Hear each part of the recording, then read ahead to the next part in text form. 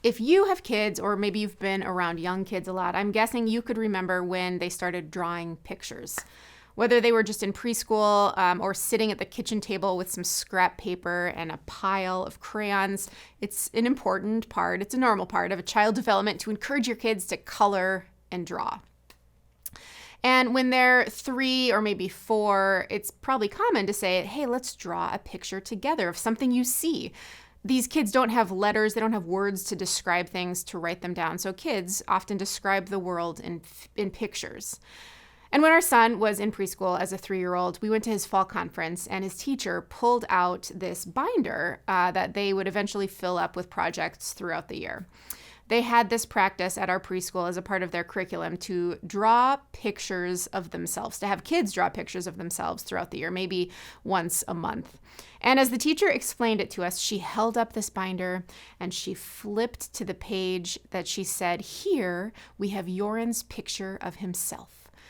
And at that moment, my husband and I looked at our sweet boy's drawing describing himself. We looked at each other and we burst into laughter.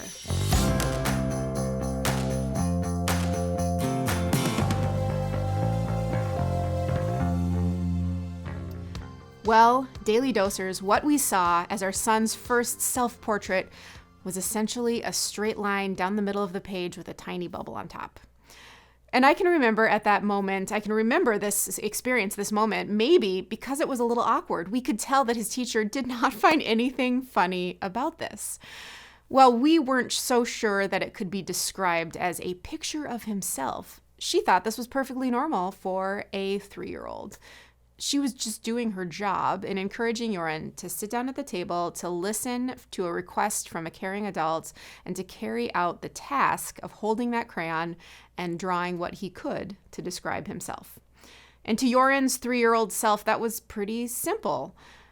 And this past Christmas, it reminded me of this experience because my 4-year-old niece, who is maybe a little more advanced in her drawing skills since my sister is an art teacher, she wanted to draw a picture of our 15-year-old son, Lars, to describe him through her language of Crayola.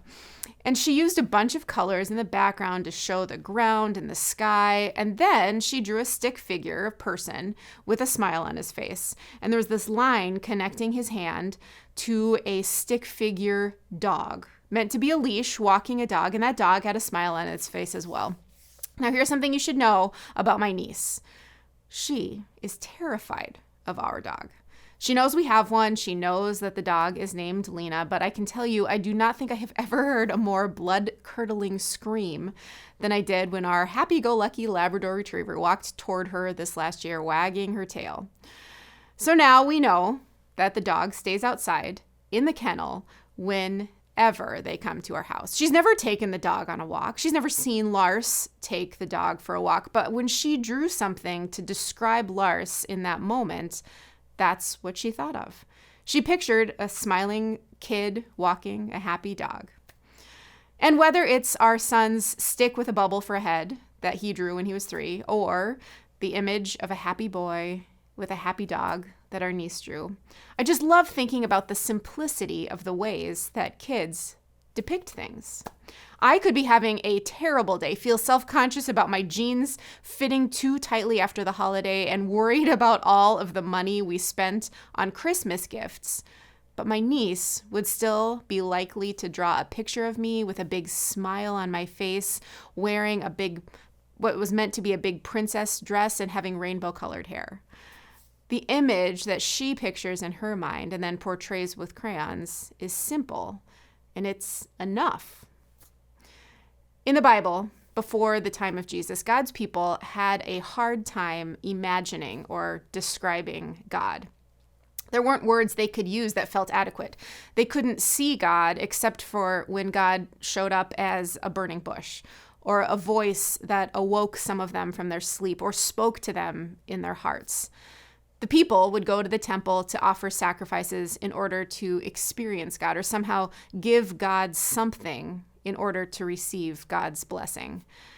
But something amazing happened when that angel spoke to Mary and Joseph, telling them that they would have a son, and they would name him Emmanuel, which means God is with us. the image of God now became a baby, a human. And God became human in order to teach us more about who God was, to give us an image that our human minds could hold onto. God was now a human who had emotions, who wept when his friend died, who was angry when authorities took advantage of people, who questioned the status quo.